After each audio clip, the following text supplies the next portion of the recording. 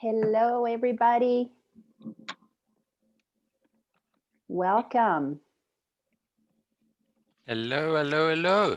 Hello, welcome. It's April 28th, 2021. And here we are. Welcome, Vern. Glad to Oh, have you welcome. here. Welcome, Vern. Welcome, everybody. Yes. Hello, Miss Kathleen. Miss Angela. Hey. Vern, we had you in our prayers, so I am hoping all went smoothly for you because that was our prayer, smoothly and swiftly. Well, I found out that I was not pregnant. It was fascinating. False alarm. I wasn't sure because I'm not sure what I am anymore. I don't know what to call myself. Am I a man? Am I a woman? Am I a dog? Can I be a dog if I say I'm a dog? You can be anything you want. You create your own freaking reality. Okay. You could be a clone. It's true. Or a clown. More like a clown. I think we're all clowns. Crazy stuff, man. I think we all are. Yes. Yeah, it went really, really well. I was very pleased. Excellent. Still have, a little bit of after effects, but not Yes. not that bad. It's a good place to be right now. Well, we're going to touch a little bit on last week's class, and you will see. I got caught up. I actually watched the last one. So. Oh, cool. So then when we do a quick little mini 1-minute review, we will all come together in the realization of how much we've been making up and how it's time to let that shit go. Oh, well, I'm sure those of you, since you were in the group text, saw that I changed the image. I was having a lot of people tell me that they just were not connecting to the title Happy Dream Creators. But that's because people who don't understand the Course in Miracles and realize that we are creating a happy dream, that's a Course in Miracles term. If they're not familiar with that, then it didn't quite make sense to them. So I took a little poll and everybody was saying, you've taught me about Ascension and that's what I'm into now. And that's what I'm getting more clarity on. So I decided, okay, we're ascending with the Course in Miracles because my guidance is very clear. I have to use the Course in Miracles to teach from. That's how the messages flow through me, is basically the source, whatever you want to call it. For me, it's the consciousness of Jesus utilizes my knowledge of the Course. Those words flow easily for me. And the message is consistent. The Course in Miracles is a course in training our minds. And when our mind is trained to think with God's laws and under God's laws, we will be able to navigate what's coming. If our mind is not conditioned to understand the truth of God's laws, we are going to have a really hard time with what's coming, because what's coming is the last ditch battle, if you will. And it really is the best word, where the ego, those who believe the mind of the ego, are in a battle for their power. And even though ultimately they really do not have power, because we believe that they do, we are granting them power. We're granting that consciousness power, and that giving power. If you look at the chart, and what I decided to do was to kind of through color show when we are in our real dense place. Let me move the camera and take you a little closer here. When we are operating in density, I put the red color there for a reason. When we're not that low into our potential, what I'm going to call evil ways, because in the list, according to Power versus Force, evil is something that is possible. I mean, that's as low as you can go. Move into vindictiveness, blame, destruction, and humiliating all of humanity. We go down pretty dark. And then if you don't go down that dark, or if you are that dark and you begin to do some healing, then the mind moves out of being so evil that it really, that's when you're believing, I'll use Bible words, Satan is your God. You're so disconnected from God that you literally believe in evil things. And Satan is usually depicted as red.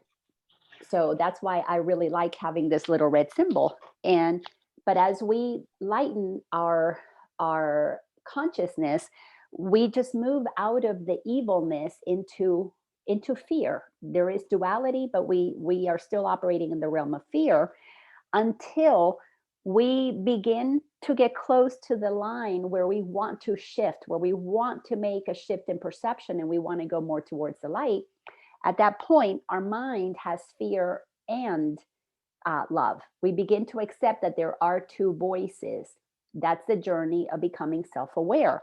As we believe that we have two voices, and the green represents the opportunity to choose between love and fear, until such time when we really make another shift and we make an acceptance that or fully accept that we are nothing but love, then we operate from a state of love. The yellow represents the consciousness of pure oneness, where you don't have to choose to between love and fear.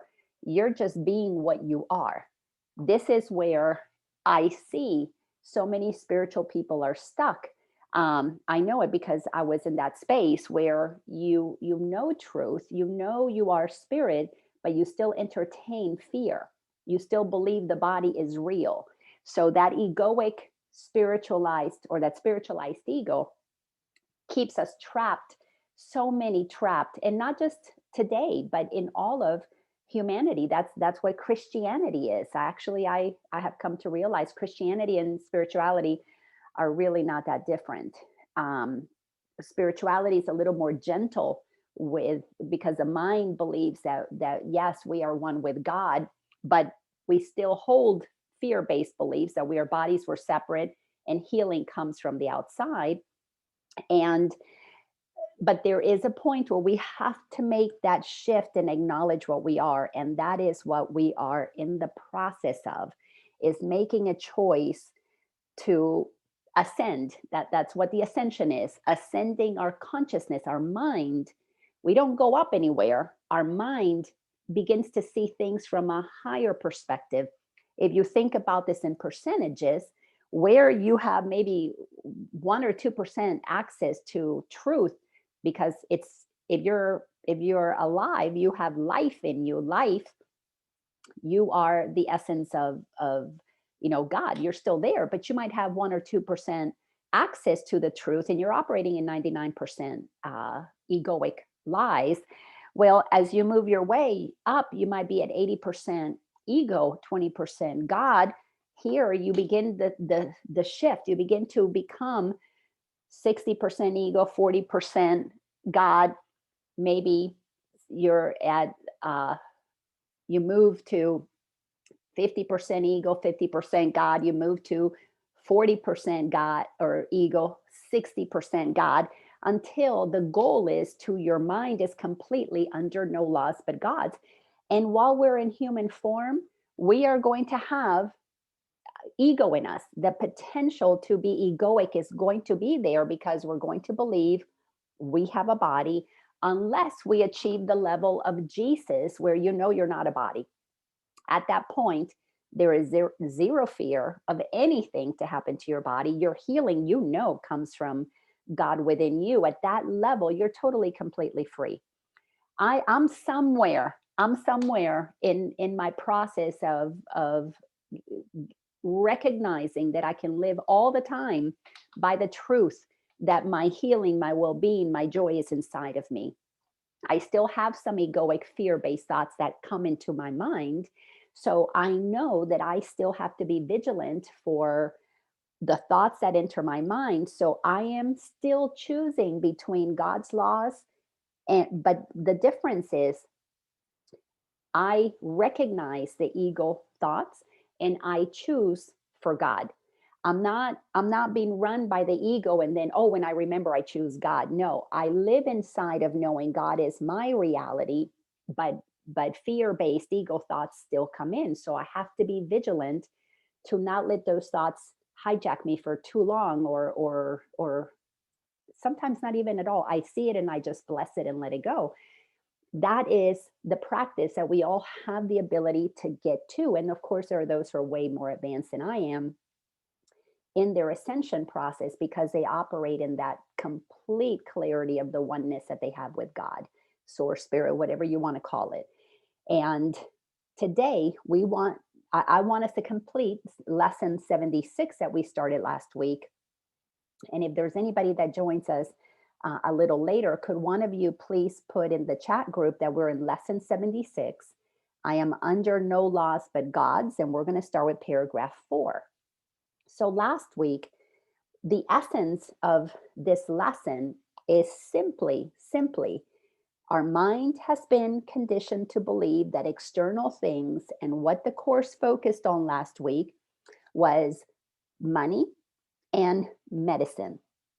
That we really believe money and medicine have the power to add on to us and other bodies. So 3 things: money, medicine, and our love, our connection, our companionship comes to us from the outside. Those are ego laws, that we have to have that to be okay. God wants us to understand that we are okay because we already have that. So the mind has to be trained to access that truth within, that our abundance is created because we know our abundance, and it becomes manifested not in hoarding money, not in having millions of money in the bank, but in having what you need when you need it. It is a certainty that all needs are met, like the lilies of the valley, like, the birds flying. They're not worried about, oh, should we hoard worms? They feed when they're hungry. Our abundance is always there when we need it. So the mind has to be reconditioned out of the egoic way. Now, we live in the world of bank accounts. We live in the world of we need money to pay things. So the course is not telling us to just give it totally up. If your mind is not ready to live in the trust, don't give it up. Don't give it up, because that will just instill fear. But as we are transitioning from one consciousness to the other one, we're going to need to hold that we have given power to money, to medicine, to other people, other bodies, to make us feel better, wealthy, worthy, and complete. So as long as we are honest in our own mind that we are waffling between those 2 things, we actually are more advanced than we might have thought we were. Because when you are the awareness, the presence of awareness, so much of what Eckhart Tolle teaches, when you're aware that you're entertaining externals for healing and externals for financials to come to you, and a partner that you want to enjoy, when you can say, yes, I'm enjoying that, I am believing that is true, but at the same time, I am in recognition that there's a power inside of me. I'm not ready to go there only, so I will play with both things. Now you're in the world, but not of it, because you recognize that those things are part of the experience, but they are not what runs your life. You are playing with them just as we would when we're playing Monopoly. You get all of these properties and you've got all of this play money, and you're just having fun with it, and you're playing the game. But you know that at the end of the day, when you put the board away, you don't have 14 hotels on Boardwalk. You know you were playing with the hotels for a little while. So while we are utilizing the things of the world for a little while and enjoying them and not letting them give us permission to be more than how God already created us, our mind now is under our control.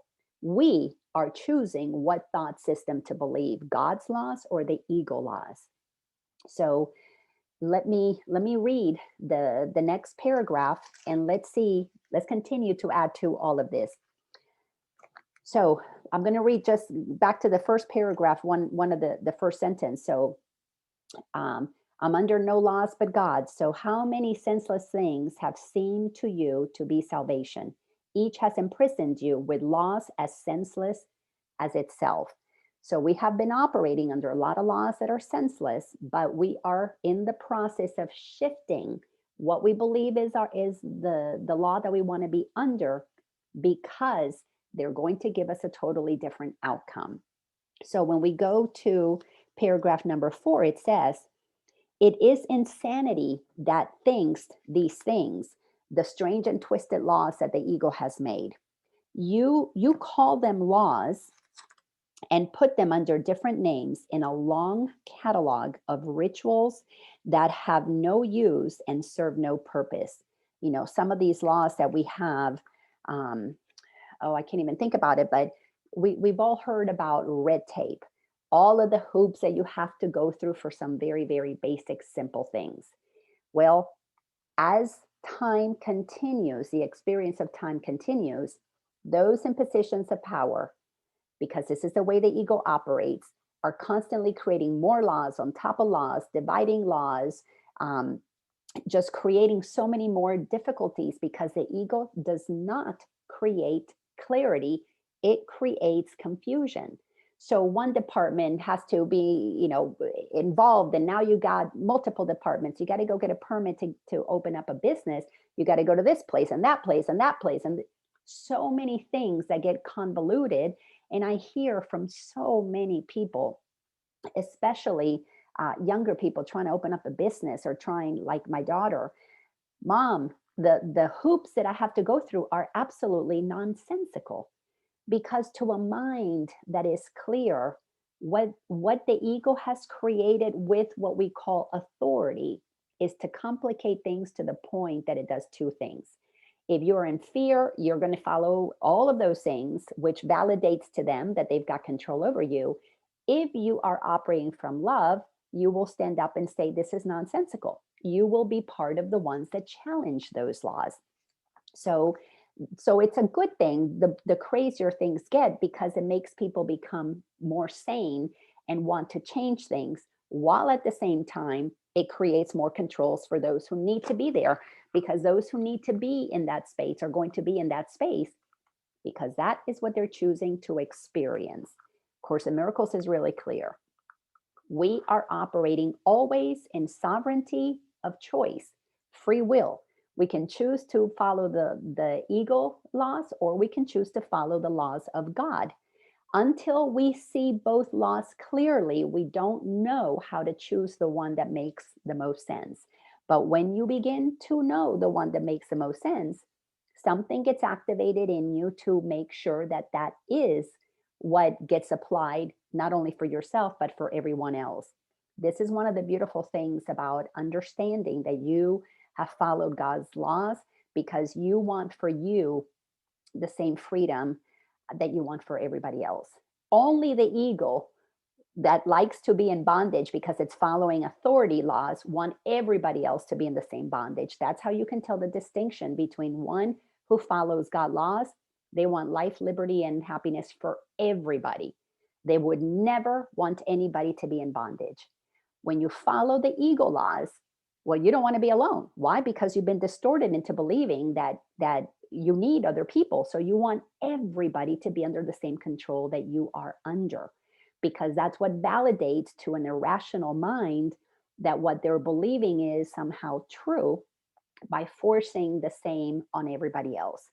That is why you see the people who don't want to wear masks, they want everybody to have the choice. The people who believe that you have to wear masks want everybody to have the masks, to the point that they'll shame somebody who doesn't have it.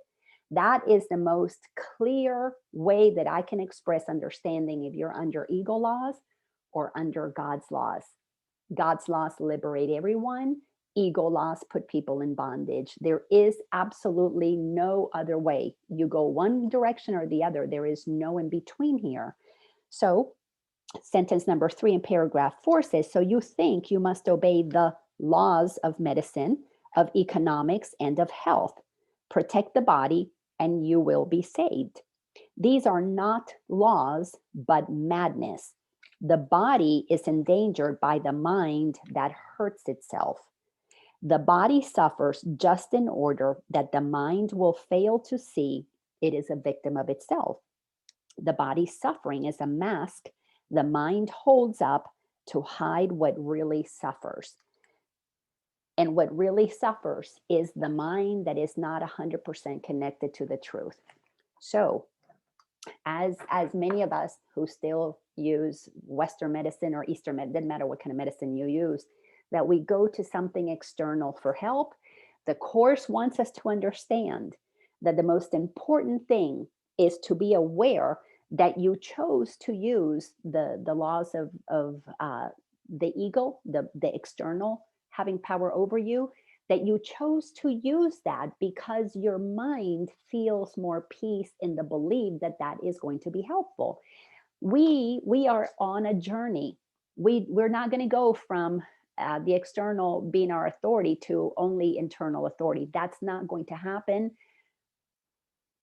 It might happen for some, extremely rare. Does that mind wake up and boom, they're done with their journey? I don't really hear of too many of those things.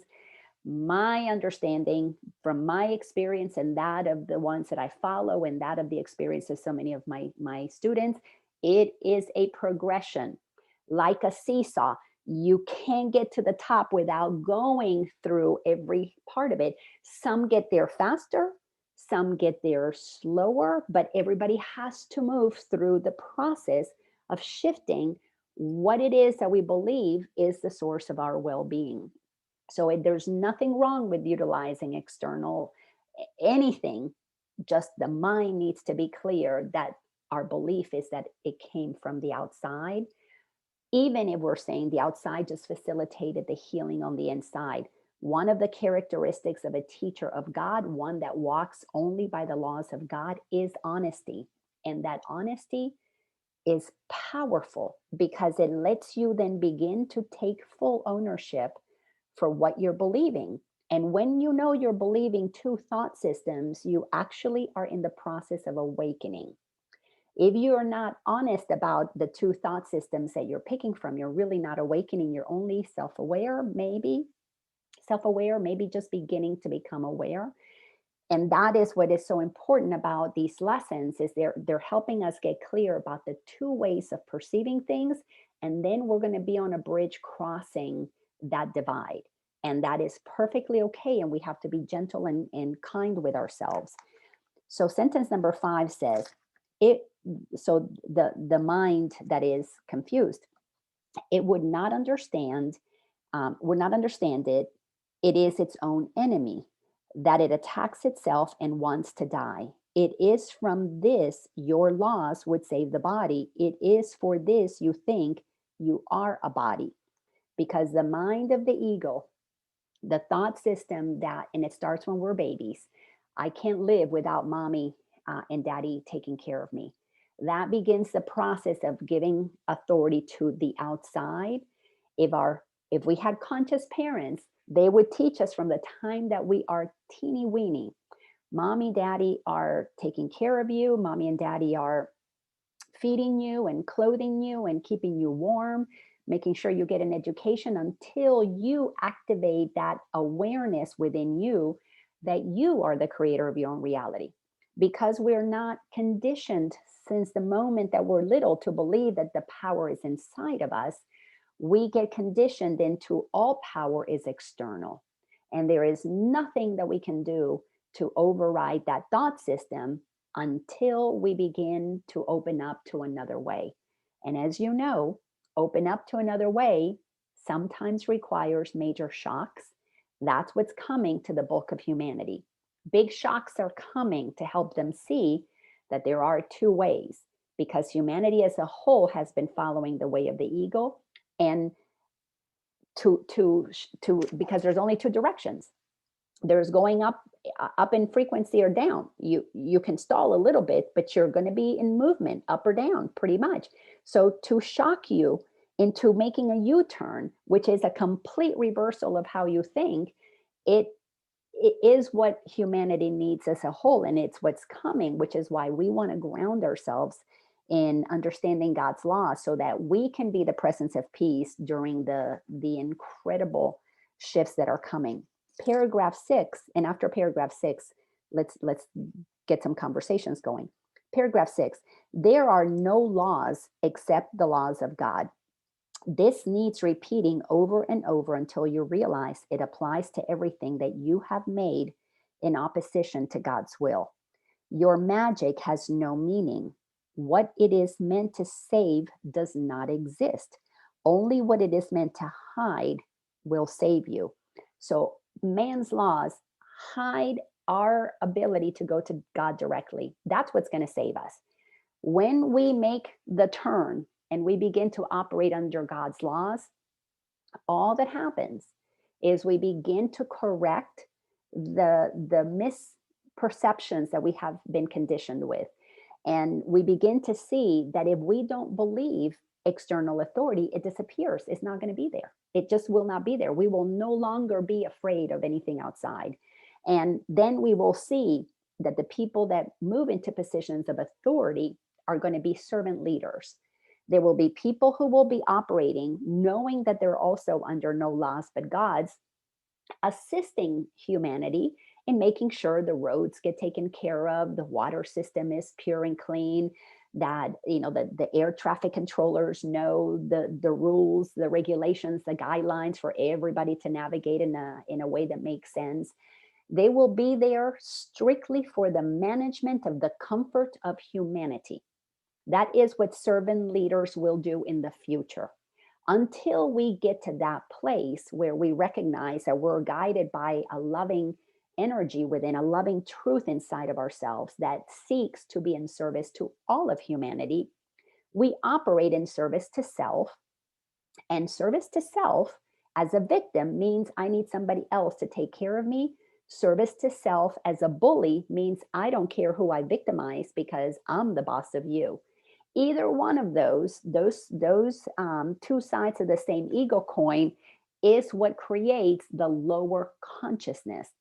So as long as there are victims, there's going to be bullies. That's why humanity has to go through a big shock so that people can see how they've been victimized by their own willingness to have external authority.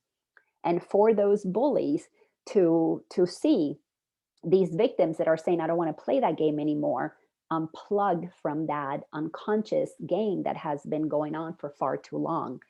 So those of us who are clear, we hold the vision that these people who are on their journey, these are souls who agreed to play these roles, they will begin to untangle those who are supposed to. Those who are not supposed to untangle, they will remain in that frequency because you can't make a leap from here to here. Everybody has to go through a process. So that means that there are a lot here that are going to slowly begin to move, and they need those who are grounded to help teach them what we have learned. This is not a good or bad thing. It is simply a function of light and dark, playing out roles. And this is what the Course wants us to understand. We've always had the power inside of us, and we've been blocking it. Number one, because we chose to come to the world of form to have that experience. But number two, because it is what the external world teaches. And because we believe, we trusted our parents and our grandparents and our teachers and the preachers, because we trusted them, because it's what was modeled to us, we have remained in the illusion for so many lifetimes.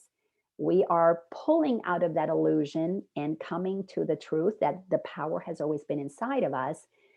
That is a very difficult thing for victims and bullies to accept. They don't want to believe that they are the source of all of this misery because they operate in the blame game. And the blame game is something they're going to have to work through. And the only way they will understand that there's no need to blame is when we can see them with compassion and say, listen, brother, I'm not going to blame you. Sister, I'm not going to blame you. You did the best that you could under that level of consciousness. Can I share with you what I have discovered that has helped me? This is where the forgiveness comes in. We have to accept them and forgive them to create harmony. Those two things, harmony and forgiveness, happen first through acceptance by a mind who has had the courage to see that there is another way. So let me stop there. That's the bottom of paragraph 6. And let's hear from you. What are your thoughts on this? Are you applying this? Does this make sense? Well, I know it makes sense to all of you here. How are you applying this? And what are you sensing is happening around you because you're choosing to apply this to your life? So please unmute yourself. I want to hear from you.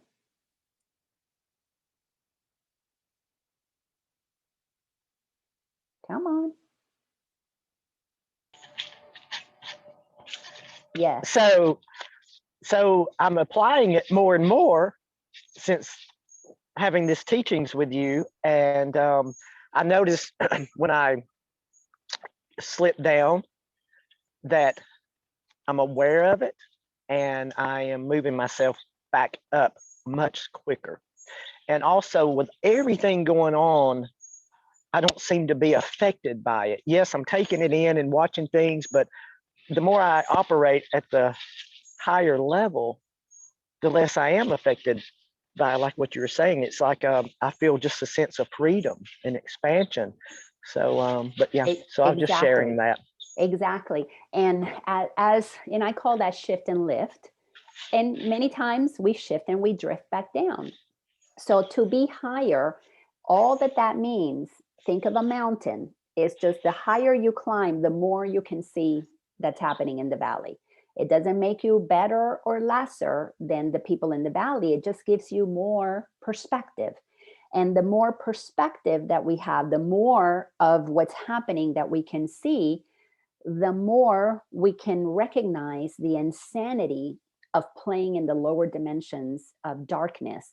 So because there are so many of us moving up, climbing up the mountain and activating our ability to see more clearly, because we see the two thought systems.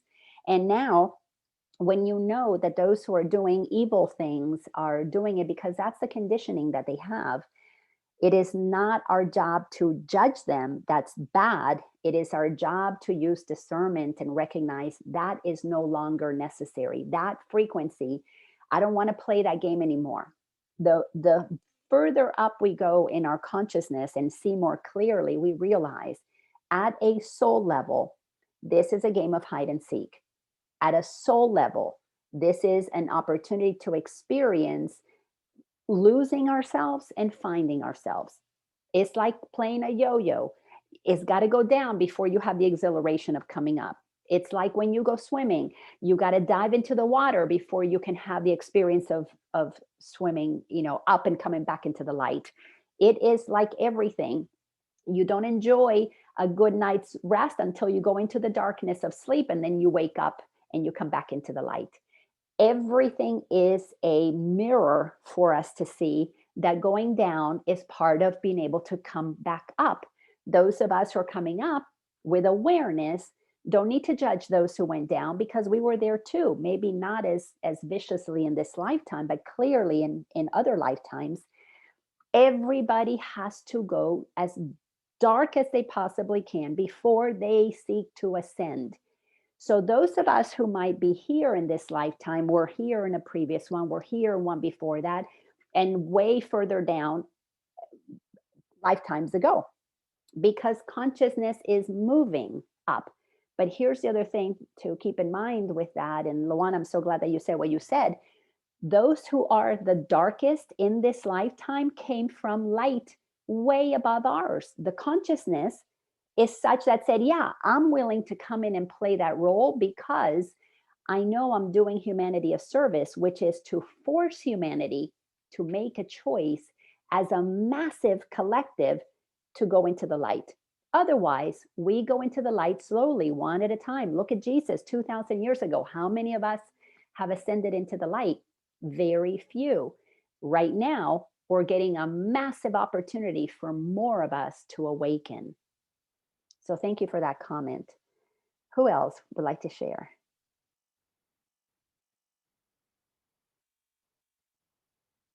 Yes, Christo.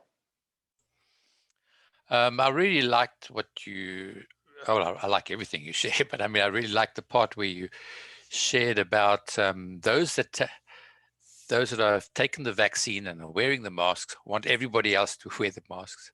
And also there are many that don't wear the masks and don't want to have vaccine. They also want people that part of that group that also don't want people to not have the vaccine. So every camp has ego involved. Even if you're moving up to the higher realms of consciousness, there are traps of ego saying what I'm doing is right and others must come along because this is a better way, as opposed to saying sharing and letting go. Sharing and letting go. And that's, I mean, you can be in the camp where you wear your mask and take the trial vaccine and let everybody make their choice. Then your consciousness has already shifted to another level because it might be the right thing for you to do. Who else has a right to say anything else about it? If you are free with your thinking around it. Exactly. And the Course teaches that you can only be happy or you can be right. You can't be, and a lot of people say, but I am happiest when I'm right. Well, that's righteousness. And the ego gets happy when it can be right and force other people to see things its way. Well, that's an immature mind. But when we recognize that we don't want to be right from a separated sense of self, we want to be in alignment with God. That's where true happiness comes in. When you recognize, all right, all of these souls here on this planet are doing what they want to be doing. And that's perfectly okay for them, because our alignment with God frees not only ourselves, but others from our judgment. This is where salvation comes in. We save ourselves, and really the word would translate to we spare others from our judgment. Now we can be so clear internally about our guidance to then do what it is that we're guided to do. You know, there are lots of people in the medical field that are going through an awakening. They are realizing, I don't want to do it this way anymore. This is another way. So there are many, many conscious beings in the medical field that are using medicine in service to humanity. They are bringing in other things other than what they were taught to do. They are participating in wanting humanity to get well. Their consciousness may not be, we may not think that they are fully aligned because they're still playing the medical roles. No, every one of us has the ability to ascend in our consciousness inside of very 3D places, whether it's as an attorney, whether it's as a doctor, whether it's as a politician, with a consciousness that is shifted towards recognizing that we're all entitled, not only entitled, but have been granted by our birthright the ability to experience life, healthy lives, liberty, sovereignty, and happiness, joy in being yourself without having to take it from anybody else, needing to get it from any other source. So it really is a slippery slope for the ego mind that is beginning to ascend to think, well, only those who are conscious would be operating over here like a monk. We are waking up all over the place and bringing in that consciousness everywhere. It is everywhere. So thank you for that comment. Yes, giving up being righteous is important. Yes, Vern. Yeah, I really liked what Crystal said. The idea that both camps have a ego base to them. It reminds me years and years ago when I used to be a life strategist back in the olden days, back in the 80s. That's how far it goes back. I had a new client that came to me. He had just basically, he was an attorney, graduated from Harvard, high end, very high, whole family full of lawyers, going back to his great grandfather. And he came to me because he was really, really, really frustrated. And part of it I knew had to do with that he felt incongruent between what he was feeling inside and what he was practicing outside. And we talked quite a bit about it. And one of the things that came out of it is what I call the third way. And I'll share it really quickly because I think it really applies to what we're talking about today. But what happened was, as an attorney, he was frustrated. He was tired of the battle, back and forth, back and forth, back and forth. His job was to be right all the time. If he was wrong in any way, shape, or form, he failed. He failed himself, he failed his clients, all of it. So he was just tired of the struggle. This was, he was in his 20s, so a relatively young person. So he came to me because he had gone to another counselor a year before.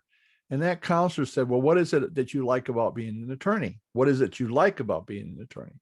Well, I like to help, solve problems, issues, big issues. And he suggested, well, why don't you think about becoming a mediator?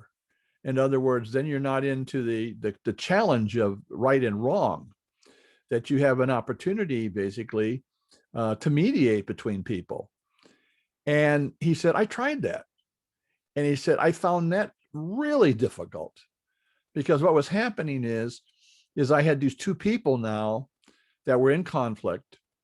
But what happened is I had to try to find some way of compromising between the two of them in order for they could get a little bit of what they wanted. And within a short period of time after this was done, they were in a worse case scenario than they were before they went to have the mediation done. And he says, I don't know what to do. He said, I'm absolutely frustrated. Well, I had been working on this little theory called the third way for years. And I never brought it out because I thought, what can it be applied? Here's what happened. I said to him, and I'll give you the example. I said, if you had two people that were married and they were decided about where they want to live, and that happens a lot. A couple decides they want to be in a certain way. And I said, it appears on the surface that one person wants to live in a condo in the city, and on the surface, the other person wants to live out in the country with more freedom. And I said, you're never going to resolve that. I mean, one way is to have enough money so you can have both. But again, anytime that you would try to, because I know the subconscious, how it works, it doesn't understand negation. It doesn't understand no. The minute you say no to it, it really gets stronger and stronger and attacks more and more. I said, what have you asked them? Very slowly, tell me what you want. How do you want to feel? I'm talking about the couple. How do you want to feel where you live at? What does that feel like? How would your beingness be? How would be your choice-making process would be? What level of joy would you be at? And of course, what you do is you sit down with each person and you begin working on what they truly, truly desire. And then what you do, once you have those two lists, they look to be, wow, they're the same. Basically, at a certain level, they're the same thing. So what you have to do is not either or, because compromise, again, the ego will jump in real quick. What you have to do is you stop and say, let's create a third way. Let's create a third way, because as long as you have polarity, you're never going to get what you really want. Anybody else around you will never get what they really want. And all you do is just fan the flame every time. And then when you think you compromise, what you've just done is put one more layer, one more distorted layer on top of what's going on. So what I found for myself is, and I've been working with this quite a bit, because as I look at the polarities that we're suffering from right now in all the different things, politically, on the health level, anything else, it's quite obvious to me that when I get so clear that I know what I want, if I haven't stopped for a second, really stopped for a second, and never asked, why do I want it? What is it that I really, truly want? Because if I say I want this, and then I have this way that I define, the only way I can have that is to have this. Until I have this, I'm never going to be happy. You have to stop for a second. And what I did, basically, I said, okay, what's the third way? Whenever you perceive conflict, whenever conflict is perceived, it's a cry for creativity. It is an absolute, and that is your highest level. That's what happens. Conflict is the opportunity for us to become creative. And when you're creative, you create a third way. And at the third way level, I believe that's what we're going towards. We're moving towards the third way. We're learning to be more and more creative. What happens right now is everybody's shutting down. There's no creativity. That's a big thing that's happening right now. What we're doing with what you're looking at right now is you're showing us another level, what gives us a catalyst then to stop where we're at and say, am I where I want to be? Not where I want them to be, but am I where I want to be? And how do I get there? And as long as you demand anybody else around you to be and accept what you want, the way you want it, you're trapped. You are trapping yourself. It's quite obvious for me. So I didn't mean to go off as long as I did, but it just feels that we don't have to be right. Somebody else does not have to be wrong. Now, if people are not willing to explore a third way, there is where you got to stop. And that's insanity. If you try to convince somebody else that your way is right, what you're going to do is you're going to feed that battle. You're going to feed that battle. But if you ask somebody, can we look at it? Can we just create a third way? And they refuse, stop. Don't do any more. Move on. And I think that's what's happening. We don't have to, you don't have to change anybody. People used to come to me, I did some relationship work at one time, and a woman would come and says, I can't handle this anymore. I can't be with this person anymore. He's driving me nuts. He's driving me crazy. And she says, I can't believe it. I'm going to have to move. I said, no, just be yourself every day. Be authentic every day. He will leave you. He's either going to leave you or he's going to look at you differently. But if you try to do anything else other than that, I absolutely guarantee you, you're going to stay trapped. And I think that's what the map you're showing us basically is that process. And psycho-spiritual integration is I think is what we're after. Because if you have true psycho-spiritual integration on the physical plane, then that is the feeding place for creativity. And creativity, remember, in theos, enthusiasm, in God. Mm-hmm. When I'm creative, I function at my highest level. When I'm trying to figure out how I can get what I want, and I know that it's out of balance, I'm feeding the ego. Completely, beautifully said. Wonderful. Thank you so much for that share.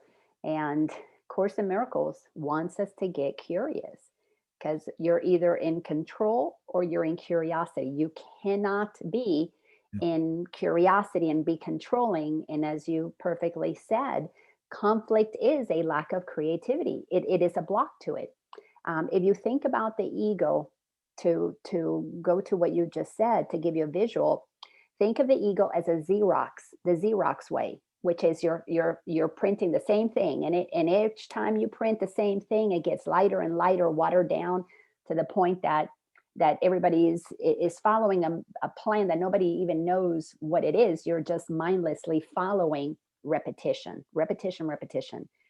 To move into the realm of accessing creativity, we have to create a path. Our mind has to be cleared of conflict, which means we need clarity of thinking. Our mind has to be cleared of righteousness, because all righteousness is to old stuff. Nobody, that is in alignment with God operates with a past. You're always in the now.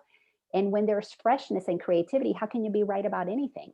You can't be right about anything because you're constantly creating something new. Newness, you cannot be right about what's never been, but it feels good. So thank you so much for speaking to that, because I completely agree with you. We're in a process of bifurcation right now. We are shifting. There's going to be the group that is going to allow everybody to live in harmony and in freedom. That is the creative way right now. The old way, the repetitive way, is the way of control and the way of manipulation, very egoic. And until we can see the choice between the two, we don't know that we have that option. So this is why it's so important for those of us who find peace in our heart to be, as the Course in Miracles calls us, teachers of God, teachers of God's way. This is what Jesus was saying. I am the way, I am the life. Well, each and every one of us needs to wake up every day and regularly say, I am the way. I am the way when I go inside, get out of my way, and let creativity, let God's magnificent, infinite potential flow through me, which is why so many people are waking up inside of careers like politics, like education, like even in the church. There are some medical world, we're seeing that all over the place. Those are the ones that get censored and banned, the ones that are being creative. It's pretty fascinating that the only ones they allow to speak in terms of the mass media are the ones who regurgitate. They're repetitive Xerox copies of the same stuff. So thank you for that comment. Let's go to paragraph number Laina, 7. can I ask you a question? Sure, absolutely. Because what you just did, what I like what you do is when you go into this, as you just did, you remind us of all the different components which you've already talked about. In other words, you really make it clearer and clearer. It's like you're getting rid of any access. You're getting right to that point. Here's where my issue is right now. Here's where I'm putting my focus right now, is that I'm pretty clear. I want to be able to allow everybody to have freedom. I mean, I'm really clear on that, because I'm not willing to do that, then I don't deserve it to have myself. Yeah. So I'm very clear. I want everybody to have freedom. It would be wonderful if two groups could just let that be, but that's not what's happening. So you can be in a position where you're wide open and you're willing to allow everybody else to be free. But if you have a significant large group that doesn't feel that way, that wants to control you, then you can't just be sitting in a cave at a higher level of consciousness. You're going to have to take action. You're going to have a plan for yourself as to how do you maintain your freedom at the same time respect other people's sovereignty. And this is the piece. This is the part that I've always had issues with, being in the world, but not of it. I've loved that phrase. It's been one of my mantras forever, as well, as most people know me. It is right now where we're at. Many of our dialogues that we've had since you started this, from my observation, we've danced around that several different times about, okay, now that we understand what's going on, now that we're clear that if we don't function at that level, we're never going to have what we really want. We're never going to evolve to the level we want to. So we're working on ourselves to develop that, to evolve to that level. In the meantime, we got things going around us 24/7 that are impacting our futures, are impacting our abilities of being who we say we want to be. And unless we find some way of having an open dialogue around that and explore and be creative, I think what's going to happen is we're going to stay stuck. So I just wanted to bring that out. I was going to say it earlier and I forgot. So thanks. No, thank you. Thank you for that. And yes, the dialogues are absolutely crucial. And the thing that the Course in Miracles, to me, one of the brilliant things about the Course is the consistency of this is a self-study course. So you've got to get your mind straight. When our mind is in alignment with following God's laws, and we understand that every being deserves to be in total, complete sovereignty, we are able to receive the creativity that is necessary that guide us towards what it is that we're supposed to do, that is actually in service to humanity versus a fighting against the old ways. So it is crucial that we have those dialogues. Absolutely, wherever those opportunities are presented, seize the moment to enter into conversations. But don't enter into a conversation thinking that it is your job to change their mind, because when we do that, we are not honoring the sovereignty of every single being.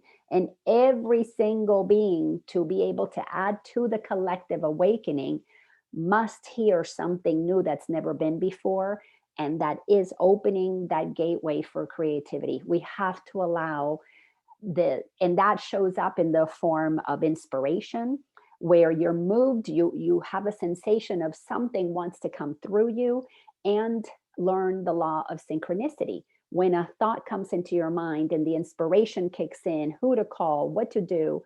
This morning, I had a person that came to my mind that I needed to contact, and I haven't had time to do that. but I know, that I have to give her a call later on because she's been in my mind so many times. I need to follow that. I don't know what's going to happen. I don't know really, other than all I know is to call her and say, hi, how are you? And then something's going to unfold. But until our mind is in clarity about what voice we want to hear, we're not going to be bringing about really constructive conversations, because while we're operating in conflict, we're going to want to be right. And back to what you just said, when you need to be right and you're in conflict, that's where we've been all of these lifetimes. So your point is absolutely on point. We've got to clear our mind to hear the creativity that brings forth a new way, a third way, the way, the middle way, a place of complete and beautiful, not just compromise, but co-creation of something that's never been.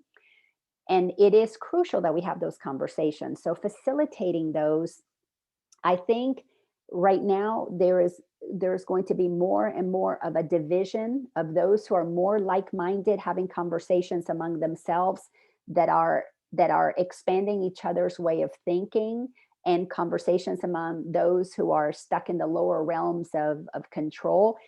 I think that is just going to continue to become stronger and stronger for a little while, because the polarities are such that it's very difficult to have conversations with look at us inside of our own spiritual community. There are some people who rather just unfriend you or not talk to you. They're not ready for that level of opening, because what is taking place right now, it's either you're opening or you're closing. We have operated in the realm of tolerance for a very long time, tolerating differences. But now, because you're adding the whole component of this virus, I don't want this video to be banned too. And now fear of death has been activated. Now people are needing to be right about protecting themselves, to the point that they cannot even hear a suggestion about another way. This is how polluted the mind has become with the laws of human authority, that we cannot even have conversations with friends or even in the same families. But you're absolutely right. We will not be able to shift things until we have those conversations. But those conversations should not be entered into without a mind that has been cleared of conflict and opened up to what it is that we want to create. And I think we're coming to the place, I really feel it, within the next month or two, we're going to see some crazy shit happening. And it's part of the necessary, I'm going to call it explosion, so that we are forced to see that we have been operating inside of a system that is not working. But for the masses to see that system doesn't work, because this is really the masses. We're talking 80% of the people are in the old way. For the masses to shift, they have to see what they're afraid could happen to them to actually happen to them, so that they can see how they have supported a system that is actually enslaving them instead of keeping them safe as they thought. So yes to what you're saying, absolutely 100%. So we keep coming here to hopefully get our minds clearer, so that we know how to have these powerful conversations that are so necessary. So thank you for that. So let's go to paragraph 7 and keep getting our minds trained.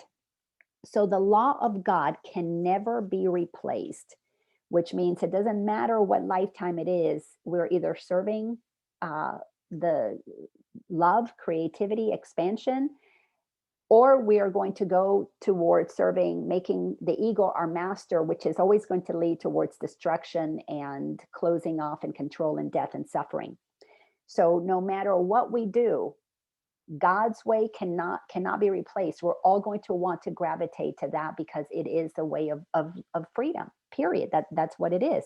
We will devote today, and again, remember, Jesus is the one who channeled the Course in Miracles, who spoke the words. So Jesus is saying, today we're going to devote the day to rejoicing that this is so, that we cannot replace God's way. That's why we yearn for it. It is no longer a truth that we would hide. We realize instead it is a truth that keeps us free for forever. Magic imprisons, and in the Course in Miracles, miracles are of God, magic is of man, is showing you one thing but pretending something else. So magic imprisons, but the laws of God make free. The light has come because there are no laws but his. So to Vern's point, until, and this is what the Course has taught me without exception, until our mind is completely clear that we are meant to be free, we are free seeking beings to expand and co-create. That is how we were created. There is no way that we are going to affect any kind of a change if we're attempting to just protect ourselves and keep ourselves safe. Until we know that we are free, that means we cannot have fear of death. We have got to realize that what we are as eternal beings, when we lose the fear of death, we actually gain the freedom of life.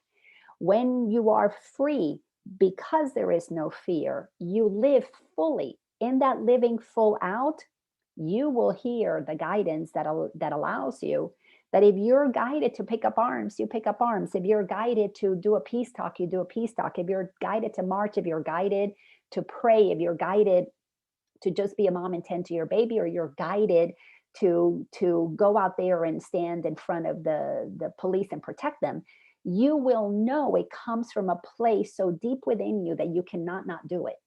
And once you feel that surge of intuition moving through you, God goes with you. The mighty companions, as the Course calls it, are part of your process. They show up. You don't have to create that because synchronicity aligns us. So getting our mind straight is number one. Well, number one is realizing our mind has been diluted. We have to be clear that there's got to be another way.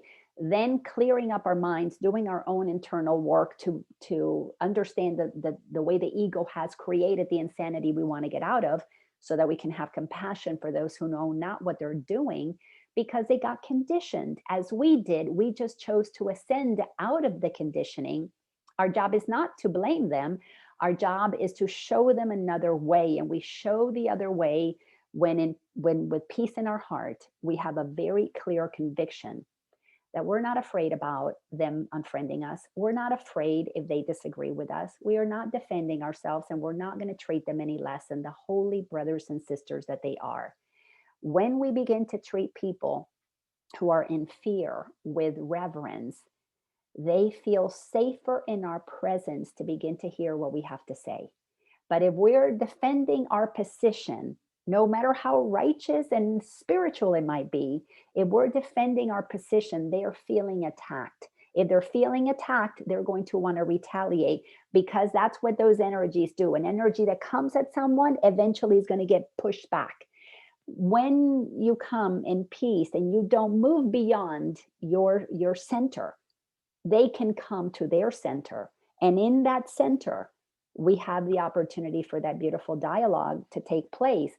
Until then, there's going to be many who are going to be pushing one way and many who are going to be pushing back the other way.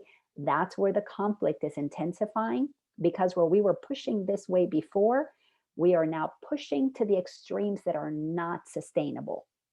And that pushing is what's creating, it's like a rubber band. You pull it till as far as it can go, it's going to snap back. We are on the verge of snapping back into an awareness that really the only thing that's wrong here is that we are operating with selfishness and greed, separation, which is of the ego, not in partnership and co-creation and oneness, which is of God.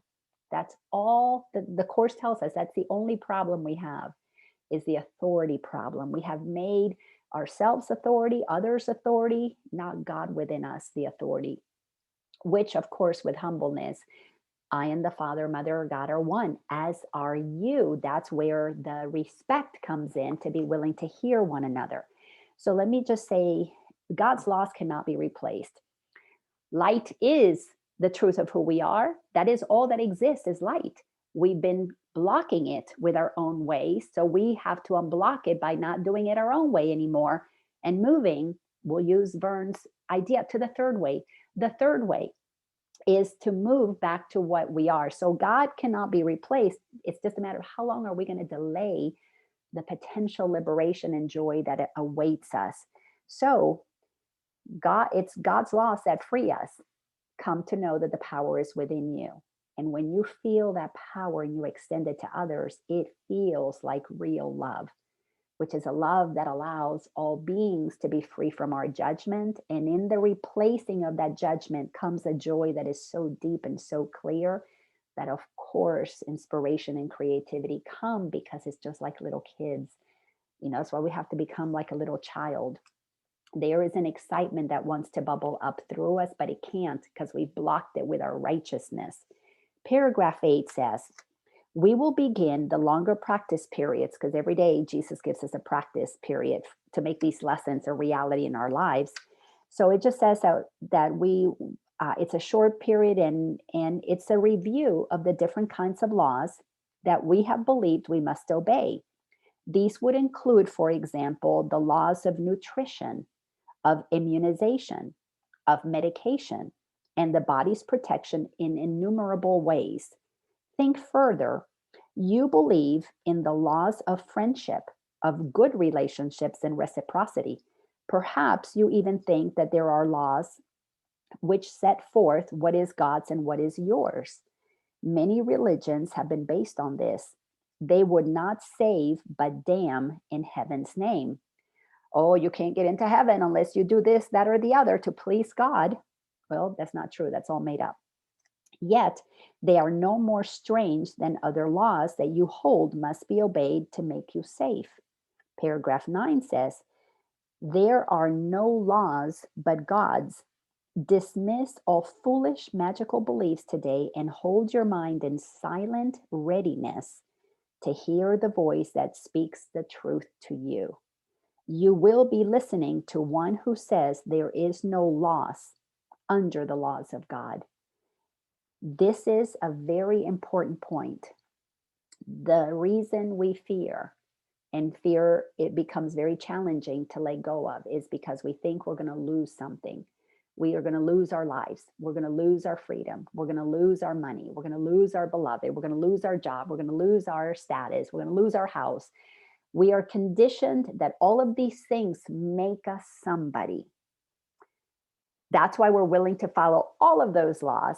You got to pay the taxes so that you don't lose your freedom and go to jail. You got to, earn your right to the corner office so that you don't lose your ability to get promoted. We have been so conditioned into loss that we don't understand what true gain is.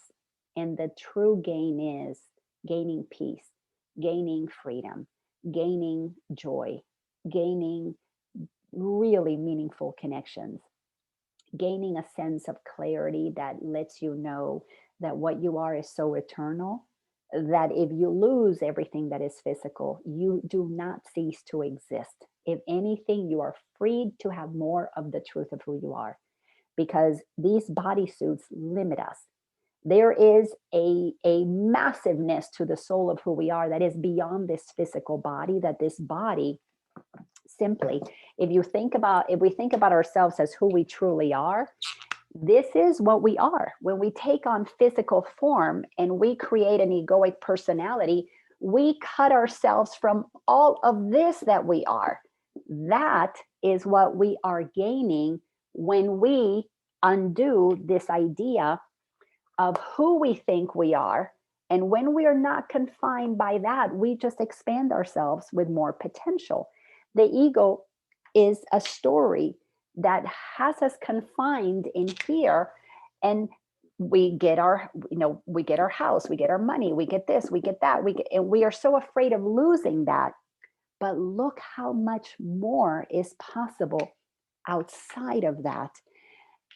The powers that be don't want us to understand that without all the rules and regulations of false, I'm going to call it fake safety, there is freedom beyond that, where no grasping, no getting is necessary, because then we all operate in conscious co-creation and supporting and helping one another.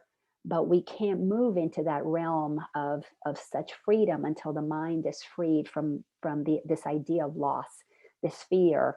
We have been conditioned to accept very little, very, very little for ourselves. Then he goes on to say, let me read the sentence again, sentence number 3 in paragraph 9. You will be listening to one who says there is no loss under the laws of God. When we go inside and we begin to hear that intuitive voice, payment is neither given nor received. God doesn't keep track of, I just gave you this miracle. Well, then you owe me something. That doesn't happen. And when we understand that God doesn't do that to us and we stop doing that to one another, now your mind gets freed to hear the ways that you can co-create to expand for the greater good of all. Exchange cannot be made. There are no substitutes, and nothing is replaced by something else. God's laws forever give and never take. Our mind is just so conditioned into material things that we see, one house, we have one house. If we lose the house, we have 0 houses. But it's not conditioned in the ways of God, which means, well, if you don't have this house, there's a shelter. You can go to the shelter, that's a home, or you can go into the woods and live in a tree. That's a tree house, or you can call your sister, and that's another place, or you can sleep under the stars. That's another home. You're on the earth. That's a home too. Our mind is not conditioned into unlimitedness. It is so conditioned into finiteness, and we settle for so little. And then when that little is taken, we just think we're falling apart when we're just being opened up for so much more. Paragraph 10 says, hear him, the voice inside, who tells you this, and realize how foolish are the laws you thought upheld the world that you thought you saw. Then listen further. He will tell you more about the love.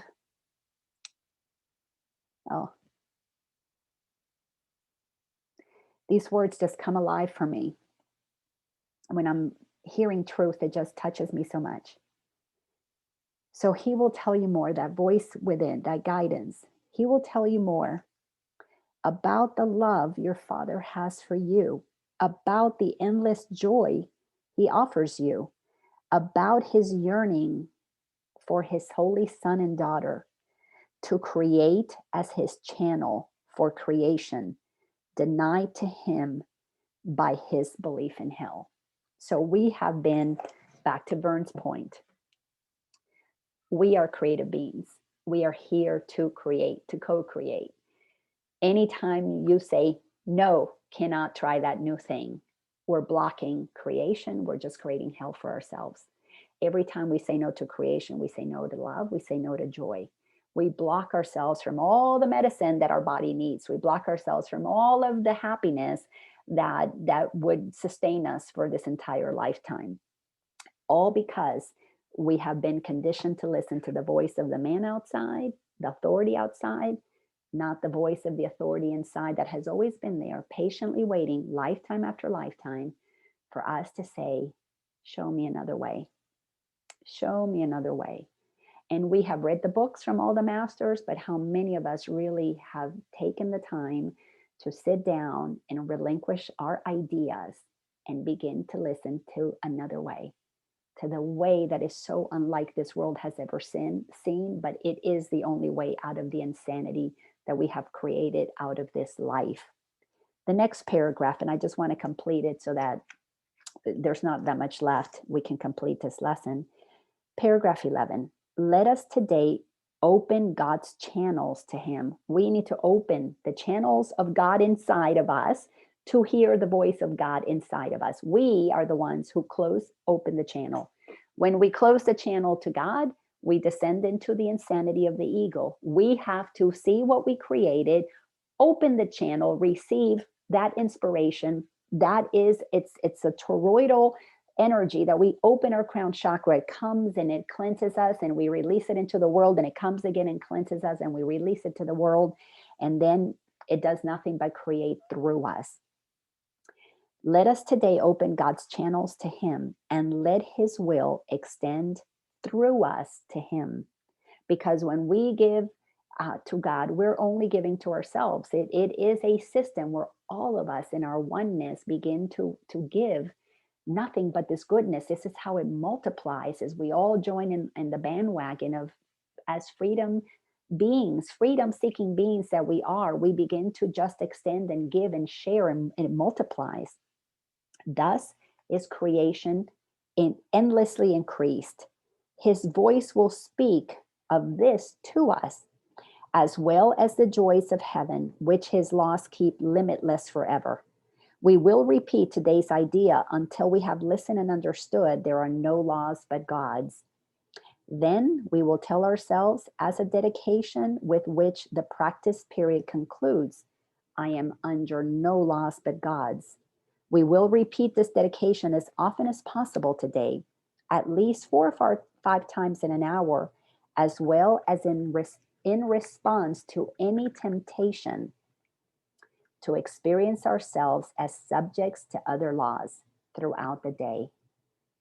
It is our statement of freedom from all danger and all tyranny. It is our acknowledgement that God is our Father and that his Son is saved. We save ourselves from the insanity of the world if we in our own mind recognize that we're under no laws but God's. When we are free enough from all of that insanity, we open ourselves to this incredible channel. I know, I feel it. The creativity just flows through me. I never in my life imagined I could have so many fresh new thoughts coming to me. I used to live in that repetitive monkey mind that just, I was here to work and make money and pay the bills and accumulate and do this and do that and control my children and make everybody look a certain way so that I could look successful. When all those things begin to go away, what's left is you and God. There's just nothing else. And in that place, there is a merging that takes place. And I cannot express this in enough ways that make sense to anybody, because you have to feel it for it to become your reality. That when you allow your mind, your heart, your body to be infused by this incredible, it's an incredible high frequency, you feel the joy. Yes, do I have egoic thoughts of so many things to do that can create a little bit of tension? God knows, yes, those things happen. Ask my beloved. Some days he'll look at me and I'm like, oh my God, my to-do list. But it passes. It passes because I know I'm just doing some things that are part of what I'm here to do. And sometimes it requires a little busyness. But we have the choice to be under God's laws or the ego's laws. That is a choice that we accepted when we incarnated. Waking up while we are incarnated is to choose to only listen to the voice for God. And the world is not going to like that. The world is going to judge that because it is not the way of the world. The way of the world is to listen to the ego. So if you can find it in yourself, the courage to affirm your truth, if you're willing to have the courage to affirm your truth, you are going to be inviting the voice of God to be with you. It is going to partner with you until you can let go of the voice of the ego and you are under no laws but God's. This is a journey that you have to walk first together, both in your mind, and you're going to feel spiritually bipolar because you're going to hear love and you're going to hear fear and you're going to be confused. Which one is real? Which one is not? Once you move past that confusion in your own mind, you drop the delusion and you operate with clarity. That clarity is where the peace comes in, because in the mind that is not cluttered, spaciousness allows for something beautiful to bloom, something beautiful to come through.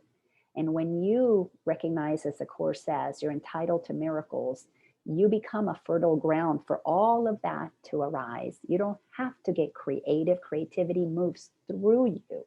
Then our work is to put it into action, exactly what Vern said. So let's make sure that we don't put the cart before the horse. And those of you who listen to Abraham, Abraham tells you, do not take action until you're in alignment first with that creativity. Because if you take action out of alignment, you're just going to be taking action on the hamster wheel that we are all trying to get off of. So today I invite you to be willing to spend some quiet time in the awareness that there is a law that wants to support each and every one of us. But at its core, it has freedom. If you don't begin to accept everybody else's freedom to choose, even insane thoughts, you really don't understand that freedom is totally free. No attachments, no strings attached whatsoever. When we can see everybody who is in suffering free to choose that, then you have moved to the place where you really know that freedom is something that is not earned, it is recognized. And how are they going to recognize it if you don't embody it? And when you're no longer having to defend yourself or pushing back against what they're doing, we become gentle giants that they go, oh my gosh, how can you be so calm in the middle of all of this, but you are very clear, you're stern with your commitment. How do you do that? These beings have an agreement with us that we created before we incarnated. They needed us to be a step ahead so that they could come to us. When they see our peace embodied, then those dialogues are going to happen. But they have to see our peace first. The last thing they want to do is get attacked. They're tired. They're tired of being attacked. They need to have gentle giants who come in peace to get those dialogues going. So with that, that's the completion of that lesson 77. I am under no laws but God's. And now let's everybody unmute yourselves. And what are your thoughts? What are some of your takeaways today? What is something else you would like to bring to the conversation and share? Yes, Kat. Oh, I wasn't raising my hand, but that's okay. I'll talk. I mean, there are all these meetings we have here with you are just so beautiful and so powerful. I'm so grateful to have found you, hello, these many years ago. And I really, what Vern spoke about also really touched me. And I'm looking at it in a family situation, and I'm looking at it in the good versus, you could call it political, I call it good versus evil situation. I'm so inspired, and I have been, and it's so funny. I can say to people, I love Biden. I don't hate Biden. I don't have that kind of thought. I just have to recognize he's a child who doesn't recognize what he's blocking, what he doesn't, he's just not aware. So I've come to that point, which is a pretty big place for me. And, but I just love this idea, and it's kind of opened my mind more about, instead of wanting to be controlling, I just want to be offering awareness. So, sometimes that's difficult to do, but I'm doing it pretty well. So I'm just so, I don't know, I'm just so very grateful. I just can't tell you how much. So I'm grateful that you're here and that you're willing to spend, this time of yours with us. And, weekly coming back here so that we can support each other, because where two or more are gathered, there is a multiplication of goodness happening. And I would say, if it wasn't for Biden, we wouldn't have the contrast of what we prefer.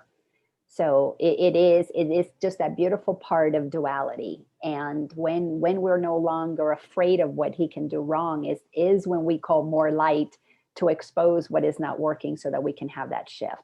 So he's playing his role perfectly. The other thing is what to say, in family situations, relationship situations. For a very long time, I knew these teachings were transforming my life, and I wanted to share with everybody else. I wanted them to have this.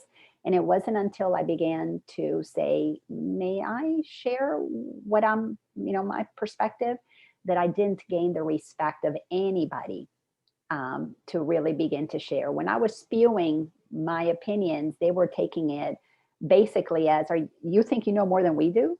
How disrespectful of you, how arrogant of you. And that's when I began to realize that in my peace, asking may I share what I see? If you're not interested, it's okay. That actually began to open more doors, and it began to transform my closer relationships, because you can't be a prophet in your own community. You've got to be the presence of the peace. And then when they see you in peace, then they're willing to ask. They're willing to hear what you have to say, again, because they don't feel that they're being made wrong. You just share, hey, this is what I'm seeing, this is what I've experienced. You share.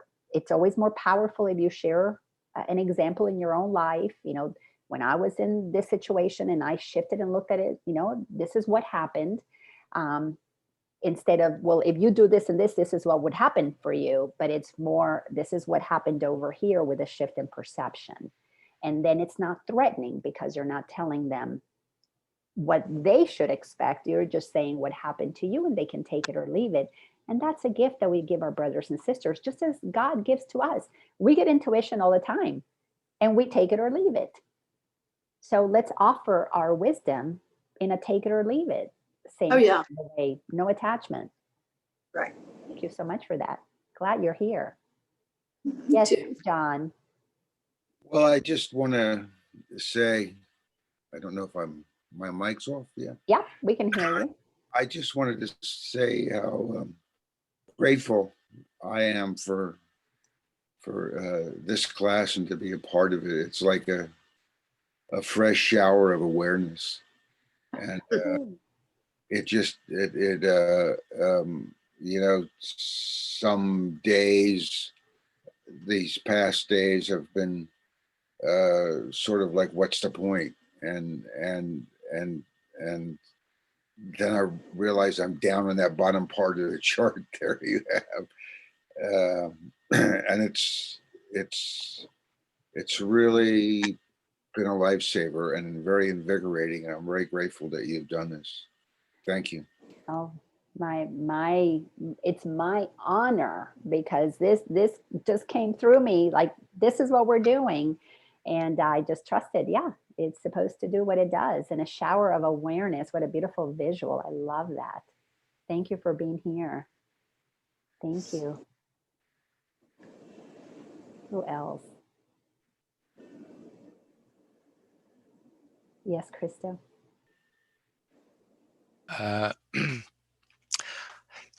Thank you, John, for that. The shower of awareness is it's very much what you are doing for me, Laina, is just the reminder and the awareness focus of, that I'm not unfolding for the purpose of having my, having my senses affected and getting my senses put upon by advertising or marketing or whatever the case, or being told what to do. I'm unfolding for the purpose of giving everything that my senses can give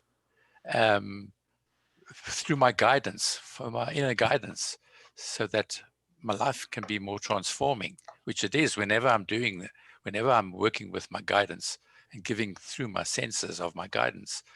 I feel more transformational, and I feel more the master of my destiny, and then of course affect my environment much more in a constructive and aware way. So thank you. Absolutely. So may have to title this episode, The Shower of Awareness. Yeah. Yes, lovely. So not included. Oh, well, you guys are so wonderful. And thank you for being here. And, invite more people. If you know more people who'd want to shower with us, invite them to the party. That might be the best marketing scheme. Might be. Come shower with us to the Great Awakening. Yeah.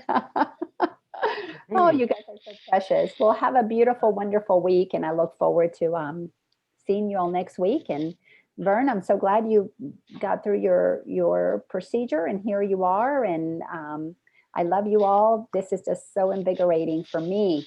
So thank you. Thank you for being here. Love you all. Thank you, Have a Laina. beautiful day. Thank you. Love you too. Thank you. Bye-bye. Thank you very much. So Bye-bye. much. Bye-bye.